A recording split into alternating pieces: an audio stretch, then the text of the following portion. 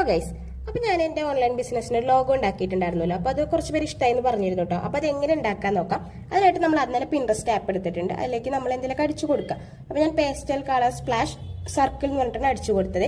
അപ്പൊ എനിക്ക് ഇഷ്ടമായിട്ടുള്ള ഒരു പിക്ചർ ഞാൻ സെലക്ട് ചെയ്തിട്ട് നമ്മളത് ഡൗൺലോഡ് ചെയ്തെടുക്കാം. പിന്നെ അതിന്റെ ഉള്ളിലേക്ക് വല്ലതും ചിത്രങ്ങളും കൂടി വേണമെന്നുണ്ടെങ്കിൽ വിചാരിച്ചിട്ട് ഒരു ക്യാറ്റിനെയും കൂടി ആഡ് ചെയ്യാന്ന് വിചാരിച്ചിട്ട് ക്യാറ്റിനെ അടിച്ചു കൊടുത്തിട്ട് ഒരു ക്യാറ്റിന്റെ പിക്ചറും കൂടി നമ്മൾ അതിൽ നിന്ന് ഡൗൺലോഡ് ചെയ്തെടുത്തിട്ടുണ്ട് കേട്ടോ. അപ്പൊ നമുക്ക് ഇഷ്ടമുള്ളത് എന്താ വെച്ചാൽ അങ്ങനെ ഡൗൺലോഡ് ചെയ്തെടുക്കാം. ഇനി നമ്മൾ നേരെ പോകേണ്ടത് ഇൻഷോട്ടിലേക്കാണ് കേട്ടോ. അപ്പൊ ഇൻഷോട്ടിൽ പോയിട്ട് ഈ ക്യാറ്റിനെ എടുത്തിട്ട് അതിന്റെ കട്ടൗട്ട് ചെയ്തിട്ട് ക്യാറ്റിനെ മാത്രമായിട്ട് എടുക്കാം കേട്ടോ. പിന്നെ നമ്മൾ നേരത്തെ എടുത്തു വെച്ച സർക്കിളില്ലേ, അത് അതിലേക്ക് എടുത്തിട്ട് PIP എന്നുള്ള ഓപ്ഷനിൽ ക്യാറ്റിനെ ആ സർക്കിളിന്റെ ഉള്ളിലേക്ക് വെച്ചിട്ട് നമ്മൾ റെഡിയാക്കി എടുത്തിട്ടുണ്ട്. പിന്നെ അത് എക്സ്പോർട്ട് ചെയ്തെടുക്കാം. ഇനി നേരെ ക്യാൻവ പോയി എടുക്കാം. ക്യാൻവയിൽ നമ്മൾ ലോഗോ ഒന്ന് അടിച്ചു കൊടുത്തു കഴിഞ്ഞാൽ കുറെ ലോഗോസ് ഉണ്ടാക്കിയതും വരും. ക്രിയേറ്റ് ബ്ലാങ്ക് എന്ന് പറഞ്ഞിട്ട് ഓപ്ഷൻ ഉണ്ട്. അപ്പൊ നമ്മൾ ക്രിയേറ്റ് ബ്ലാങ്ക് കൊടുക്കാം കേട്ടോ. എന്നിട്ട് നമ്മൾ അതിലെ ഗാലറി എന്നുള്ള ഓപ്ഷനിൽ ക്യാമറ സെലക്ട് ചെയ്ത് കഴിഞ്ഞാൽ നമുക്ക് നമ്മൾ നേരത്തെ ഉണ്ടാക്കി വെച്ച സാധനം റെഡി ആയിട്ട് കിട്ടും. അത് ഗാലറി ടച്ച് ചെയ്ത് കഴിഞ്ഞാൽ വരും കേട്ടോ. ഇനി നമ്മുടെ പേര് കൊടുക്കണ്ടേ അതിന്.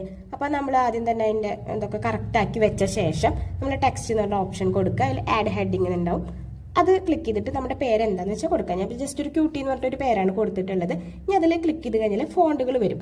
അപ്പൊ ആ ഫോണ്ട് വന്നില്ല എന്നുണ്ടെങ്കിൽ ഫോണ്ടുള്ള ഓപ്ഷനിൽ സൈഡിലൊരു ഏരോ ഉണ്ട്, അത് വരും. അതിൽ നമുക്ക് ഇഷ്ടമുള്ള ഒരു ഫോണ്ട് സെലക്ട് ചെയ്ത് കഴിഞ്ഞാൽ നമ്മുടെ ലോഗോ ഒരുവിധം റെഡി ആയിട്ടുണ്ട് കേട്ടോ. പിന്നെ ഒന്നുമില്ല, ഇത് അതിലേക്ക് പേസ്റ്റ് ചെയ്ത് കൊടുക്കുക, അല്ലെങ്കിൽ ഫോണ്ട് സെലക്ട് ചെയ്ത് കൊടുക്കുക. പിന്നെ ഇതേ മുകളിലുള്ള ആ ഏരോ മാർക്കില്ലേ, അത് കൊടുത്തിട്ട് ഡൗൺലോഡ് ചെയ്ത് കഴിഞ്ഞാൽ നമ്മുടെ ലോഗോ റെഡി ആയിട്ടുണ്ട്. പിന്നെ അത് എന്താ പറയുക, ഗാലറിയിൽ വന്നിട്ടുണ്ടെന്ന് സെർച്ച് ചെയ്യുക. അപ്പം നിങ്ങൾക്ക് ഇഷ്ടമായിരുന്നുണ്ടെങ്കിൽ ഒന്ന് കമൻറ്റ് ചെയ്യണം കേട്ടോ. അപ്പം അത്രയേ ഉള്ളൂ.